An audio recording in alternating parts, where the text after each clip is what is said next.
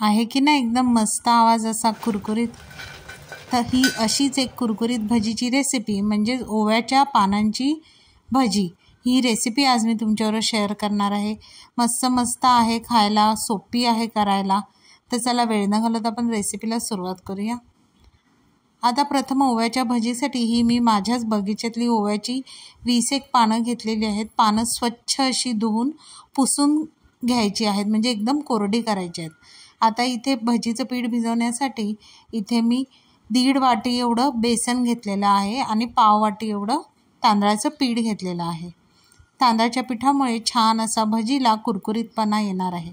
भरपूर अशी कोथिंबीर घेतलेली आहे, पाव चमचा हळद घेतलेला आहे, तिखट घेतलेला आहे 1 छोटा चमचा, 1 छोटा चमचा ओवा घेतलेला आहे, तो हातामध्ये छान असा चुरडून घालायचा आहे। चवीपुरतं मीठ घेतलेलं आहे आणि जसं आपण नेहमीच बटाटा भजीसाठी पीठ भिजवतो तसंच आपल्याला इथे सरसरीत असं हे भजीचं पीठ भिजवायचं आहे।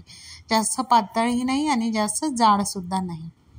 आता हे पीठ भिजवेपर्यंत इथे मी कढई छान अशी तापत ठेवलेली होती।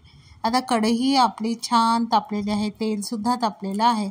आता त्यामध्ये मीडियम गॅसवर मी एक भजी तेलामध्ये सोडणार आहे, म्हणजे एक पान आपण त्या पिठामध्ये घोळवायचं आणि ते सोडायचं आहे। आता ह्या भजीसाठी जे आपण बेसनचं पीठ बनवलेलं ते जास्त आपल्याला जाड बनवायचं नाही आहे। जर जाड बनवलं ना तर आपल्याला त्या ओव्याच्या पानांची टेस्ट येणार नाही आणि जास्त पातळसुद्धा भिजवायचं नाही आहे। आता छान अशा मीडियम टू फास्ट गॅसवर आपल्याला भज्या दोन्ही साईडने खरपूस तळून घ्यायच्या आहेत। तुम्ही बघू शकता इथे भजीचं पीठ आपण अगदी व्यवस्थित भिजवल्यामुळे भज्यासुद्धा आपल्या छान अशा फुगलेल्या आहेत। आता ह्या दोन्ही बाजूने खरपूस भज्या तळून झाल्या की त्या आपण एका चमच्यामध्ये काढून सगळं एक्स्ट्राचं तेल आहे ते निथळून घ्यायचं आहे आणि खायला ही भजी तयार झालेली आहे। आता पावसाने जोरसुद्धा छान असा धरलेला आहे, तर तुम्ही ही नक्की माझी ओव्याच्या पानांची रेसिपी घरी ट्राय करा।